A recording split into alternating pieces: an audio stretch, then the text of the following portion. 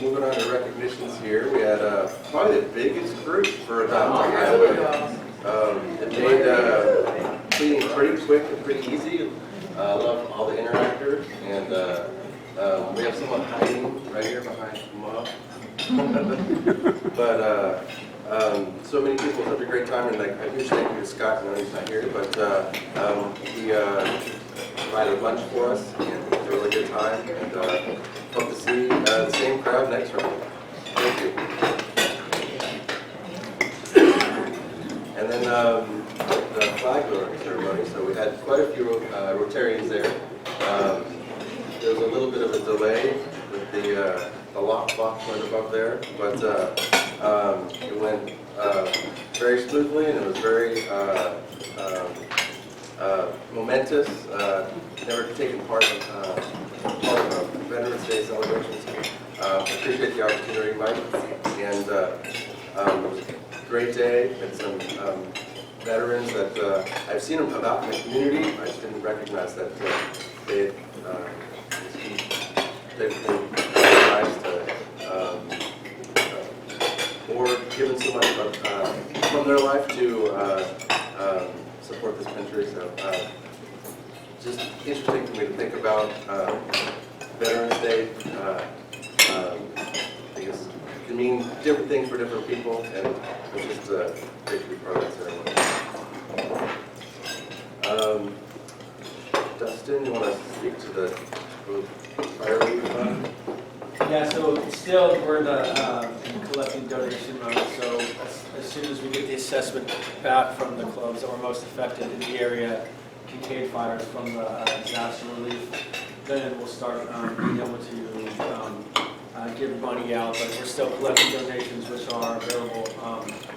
You can donate from our website, the district website, by clicking on donate. It goes to PayPal, and then it goes into our district relief account, which is a 501c3, so that belongs to the district now, which is really, really easy and usable and quick for us to use. So anyway, that's how you do that. And thank you very much for doing that, if you so choose. And I'll tie this into the next announcement. AIBT coming up. Yeah. So it's AIBT time. So today we brought a guest, Alan Schmidt from Arcata High. He's going to tell us a little bit about AIBT, and we'll go from there. So yeah, what kind of? You want me to come up there? Go ahead. Yeah. All right.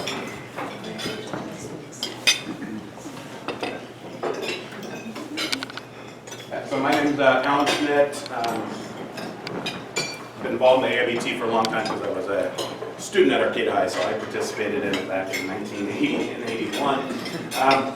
Been wanting to do this for a few years. I've been it's been 6 years since I was the head varsity coach, and Arcata High's had a long tradition of this tournament. What we try to do is make the coach, who for this will be the second year with Dusty Schofield, like have him coach his team. And not worry about trying to make money and organize everything. And that's where the Sunrise Rotary Club has been a big help. You know, I do a lot of the stuff at the high school end, but worked with Dustin for the last few years, and just really wanted to thank the Rotary Club for their sponsorship over the years. What the Rotary Club traditionally do, and to make sure I don't forget anything, okay, is they have over the last few years, they find hotel rooms for our coaches that travel from out of the area. And I know George Caventa has been a big part of that. Give George a hand. He's been a big part of that.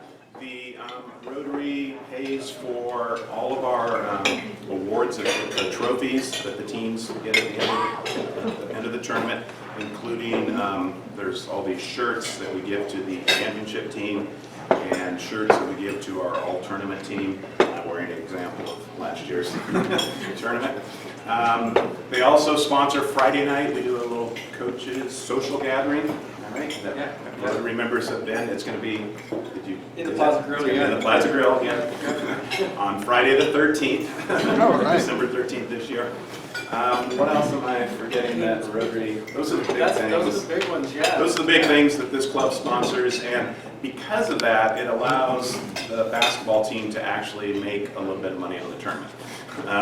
if the Rotary did not pay for the trophies and the coaches that come, and I'm open to any questions. The coaches that come, what happens is, this is not a normal thing at most high school basketball tournaments. This is something that, it's named after Jerry Paul, a long time. I know a lot of you in here know Jerry Paul. He started this 52 years ago, and one of the unique things about the AIBT is he tried to get schools from out of the area to come up here and play. Back in 1968, nobody ever traveled from San Francisco up to Humboldt County. And he came up with this unique thing where he tried to make this tournament where they took care of the coaches, but they also took care of the teams that came from out of the area. And so for this will be the 52nd year, the students at Arcata High that we find that are willing to do this and their families, they house the out of the area teams. Which means we're housing about approximately 60 players.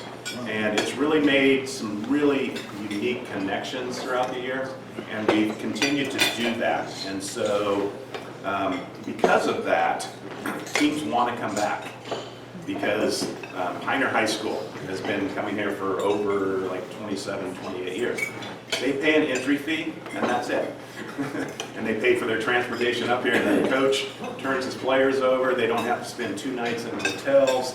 And so it's a really nice way for the out-of-the-area teams to go to a very affordable tournament and have great competition.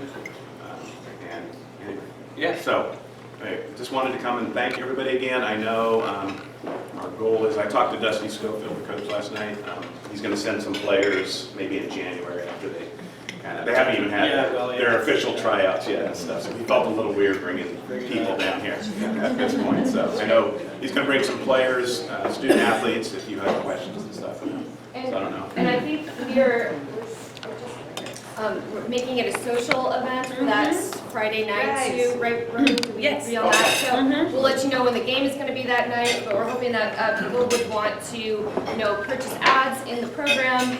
And then we have Interact over here, and we've already talked about that they would be helping sell shirts like Alan is wearing at the in the little entryway. So ways that we can help and support the team. And I think it's later on in the evening, so we can still go caroling with Dick, and then go to Arcata High to watch basketball. So, All right. So that's everything. So I'll send out an email tonight with sponsorship stuff, and just get back to me, and we'll go from there. So thank you all for your support, and thanks for being here. Yeah, thank you. Awesome. So, I wanted to turn the floor to Meg. I don't know if you want to do an introduction. Yeah. Is it there, the slides? And you have the other stuff after I have this, and then I couldn't really convert the pictures to a slide, but I do have it up in the background, so I could do the same Can you thing. put a slide up there? Yeah. So I invited Sandy to come and talk to us about a project that our club has been funding. And this particular project is really important to me personally because, and the connection, Sandy served as a Peace Corps volunteer in Honduras a few years ago. And when, I don't know if I met you before or after I went into Peace Corps in Botswana, but I ended up helping a boy who had clubfoot in Botswana get treatment in South Africa. And it's really hard to get folks treatment in some of these countries. And so the work that Sandy's been doing now for so many years has helped a lot of kids, not just with clubfoot, but with a lot of other things. And some of the things have required surgery and coming to the United States, which makes it even more complicated. So she is going to share what she's been working on and what our money does to help those kids. So Sandy? Yeah, thank you. You've helped me before, I'm here to say thanks too. What I do, I've been doing since 1998, and I just made up a list for the heck of it of a week or so ago, and I thought maybe I'd arrange for 30 or 40 trips to the States for kids, and actually it's up to about 65. I'm setting my timer, I will not speak for more than 5 minutes. So go off and let me know. So I don't want you to worry. So anyway, you can see there's quite a variety of surgeries. And on this line here are the number of trips. Some of the kids have made quite a few trips. Because I learned this as I went along. I just wanted to help these kids. I'd see a child like, if you can put any pictures, that would be good. I put some brochures on your table, but not enough for everybody to have one. But it shows, because you're such a dynamic, large crowd. I love it. The first one, this little child over here, her name is Andrea. She's 13, and she, I discovered this year, had a pretty serious case of scoliosis, a pretty curved spine. And she'd already been told by physicians that she had really limited her activity. She was in ballet. She was crying one afternoon. I said, "Well, what's going on?" So I, had some x-rays taken and ultimately found a surgical brigade that was actually coming to Honduras from around St. Louis, Missouri. And they operate on her, now her spine is perfectly straight, and the doctors have told her she can do whatever she wants. So that's a cool thing. And up on that list were a bunch of other scoliosis patients, and on your table someplace, you'll find a brochure like this that has some of them listed. This little girl over here was a beneficiary of a Club Foot Brigade that I've been bringing for the last 15 years. And they come in January, which is usually when I go, and they operate on about 35 feet. Not 35 kids, because some of them both their feet need operated on. And years ago, I gave a speech to the doctors about how please don't operate on one foot. It's not going to do this child that much good if you don't come back next year. And too many brigades don't. So when they have two club feet, like she did, deformed feet, whatever you want to call them, they correct them both at the same time. So it adds up the numbers of surgeries, but not necessarily the numbers of patients. Oh, good. There's a slide before this one, 2 slides before this one. Now I'll show this one. Go ahead. Yeah, perfect. This child is Kaylin, and I've known her for 15 years. I met her through another Peace Corps volunteer. There's her parents. She deformed leg. She lived way up in the mountains in a remote area. Needed help, and this other Peace Corps volunteer was kind of on the outs with the embassy because too many of her kids had gotten adopted when she sent them to the States, and the embassy does not like that. So she asked me if I'd help this child, and I've been helping her for about 15 years now. First of all, she had an amputation at Shriners Hospital in St. Louis. She's typical of all those other amputees you saw on that page. And then I saw her when she came back, she got this beautiful prosthetic leg, and she's walking with a walker at first, but if you want to show the next slide, you'll see how she stands pretty comfortably there. And a little higher, please. And that's her family in the States that she stayed with. Some of these families just fall in love with these kids. Sometimes they stay at a Ronald McDonald House and they don't really make a big connection with the family, but she was lucky enough to stay with a family who basically are going to be friends for life. They're going to make sure, because after she's 18, Shriners will no longer invite her back for a change of prosthetics, and of course she's going to need it. But this family will do that. So that's a few years later. You remember the picture of her at 2 or 3, and now you'll see where she is today. Well, does that warm your heart? That little girl that had that leg all doubled up like that. So I've had lots of kids like that and lots of other types of surgeries. And I've had 5 kids in the States this year. And because I get help from people like you, I mean, she goes alone. That's another whole story. But usually they go with one parent. And visas are $250. Passport is $100. So you can do the math to send 2 people. And that's not including the medical tests that I have to do, and the visa application is $250, whether you get accepted or not. So yeah, it all adds up. But I've been able to raise enough to help quite a few kids, as you can see from my list. Any questions? I can go on further. I have a question. I can see I got 37 seconds. How is the policy regarding people, how is what Trump is doing impacting your work? Well, we're all worried about that, but so far medical visas have been sliding through pretty good. Years ago, it was just breathtakingly painful to get a child out of the country on a medical visa. It was just sort of like luck of the draw almost. But now they're pretty much streamlined the kids that are, and especially someone like this who's been, this is probably her 5th trip. I'm out of time. I know this is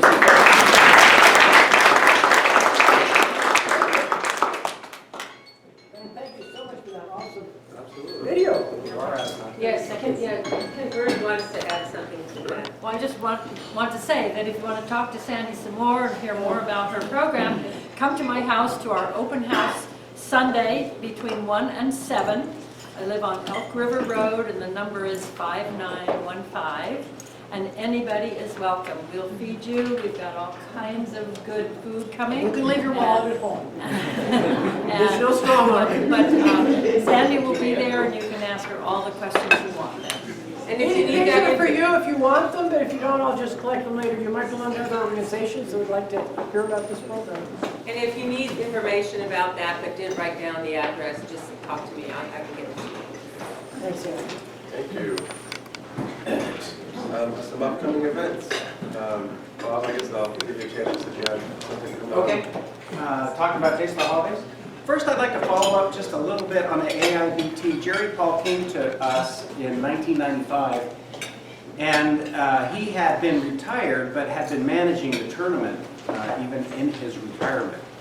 And there was a reason for that. He was very concerned, as he would be backing away, that the tournament would possibly go away. And the reason he felt so strongly about it is it's the beginning of the basketball season, and Arcata and Eureka, Fortuna, McKinleyville, they all end up playing each other all season long. But he knew and realized long ago that bringing in Mount Eden and Pioneer and teams from larger schools from down south elevated the skill level and the level of competition. And so all of our kids got to play with those kids, and that just brought the whole level of play up for the whole season. So anyway, that was his big concern. He knew if we were to take it and to keep it going, that it would be better for anybody. And if I'm not mistaken, in 1995-96, Dusty Schofield was a player on the team, and he was a standout. So anyway, I was going to talk about Taste of the Holidays, kind of another historical note there. You're not old enough to do this. I know. Well, I joined the club at 13 because we didn't have any interactive. I was here from the beginning. Very fortunate to get invited and to be a charter member. So, charter. Bob, I'm sorry. You weren't there from the beginning. You were the beginning. Oh. It was your idea. I was a charter member. Lucky to be there. I think it's You were the one who said, "Let's do this." We chartered in 1992, and I knew from the first meeting that I was into something that I was really going to enjoy. And so I think it was not until '93, and Jim Hamby, our chartering president, was in his first full year as president, and we were kind of looking for our first fundraiser, our first event, community thing that we were going to do. And we had a program that year from Phil Record from the newly formed Food Works building. And he came in and he told us how this incubator was going to get, small local food producers to get their business going by sharing, relatively low rent and sharing other expenses. And I thought it was really interesting, and I was incoming as the vocational director that year, and I thought, well, gosh, it would be really cool for all of us to go out and see that out there, what's going on, because it is out on the edge, and people, don't necessarily drive by it and so forth. So we concocted this fundraiser that we called Taste of the Holidays. That year, Tom Pagano was one of the producers out there, but he was also a caterer. So we went out there on the day of the event and we cleaned up the whole back warehouse, and we put a giant table out, and he used all of the products from the people that were working out there and put together a big buffet. We all sold tickets. I'm not sure if we had any music that year, but that was it. I have a few pictures of it. I'll go look for it. It was interesting, kind of tromping through that building and back in the warehouse and whatever. Shortly, I think we only did that 1 year there, then we moved here. And Tux was nice enough to give us the whole building basically. When we put this on, this whole upstairs got cleaned out. The tables were lined around, It went downstairs, there was more down the hallway. We typically had Dixieland Band right down there in the center pit until it finally got big enough that we had, and then the Arcata Community Center was available, so we moved it down there. So, long-standing event. I did it for the first few years, and then it got taken over by various people, and I still to this day am amazed that it continues to grow and be a great fundraiser for us anyway. So my historical moment.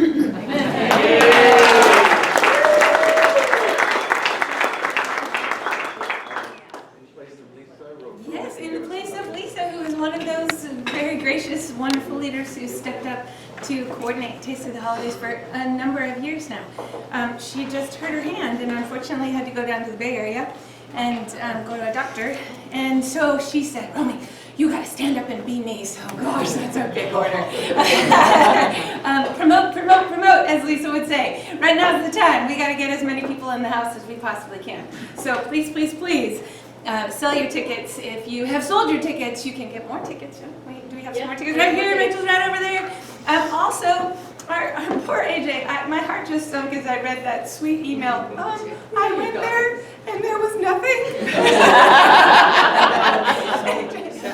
Okay, so please, please, please, get it together with your raffle items.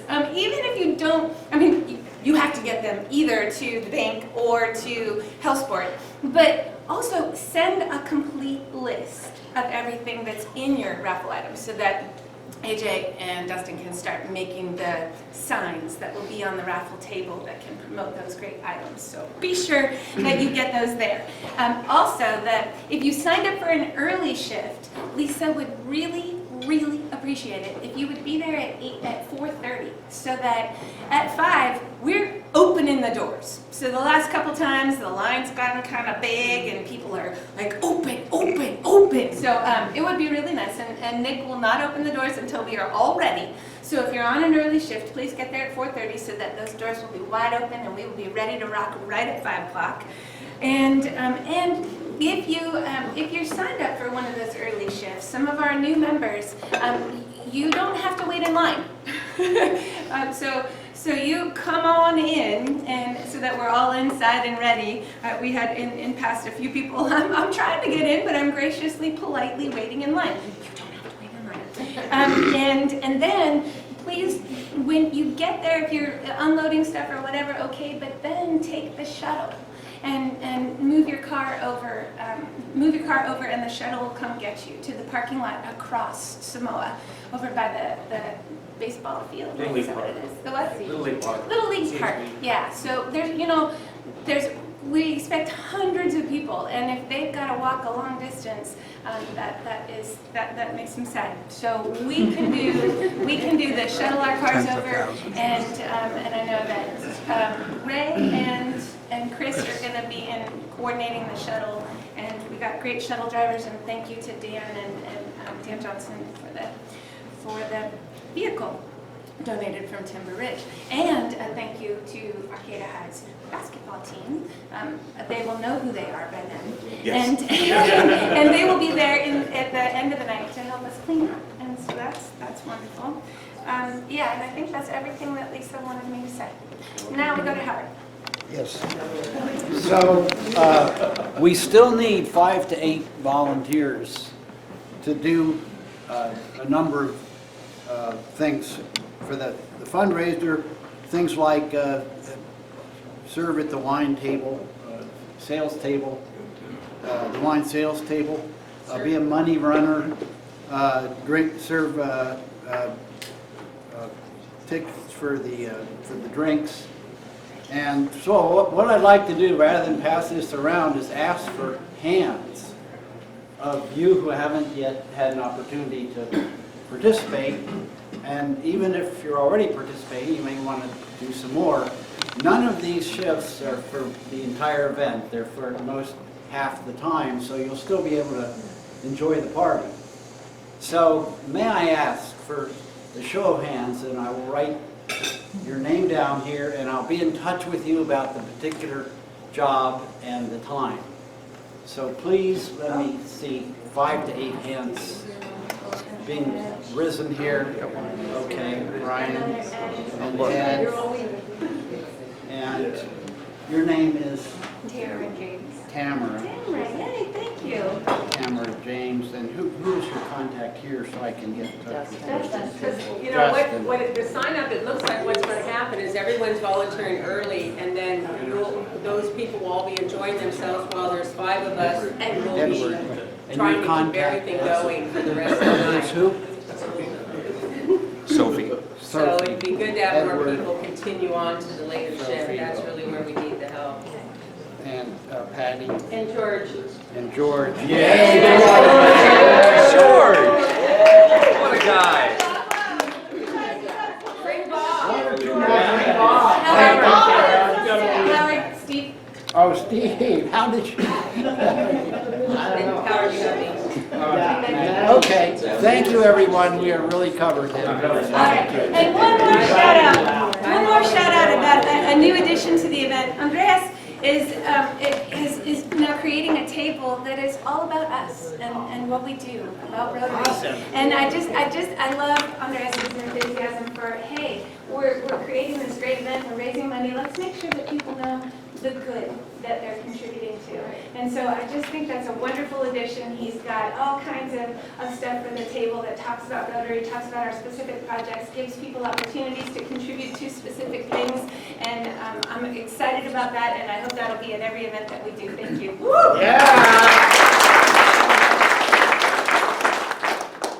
And most of you, I'm sure got an email from Scott with an invitation to the Plaza View Room.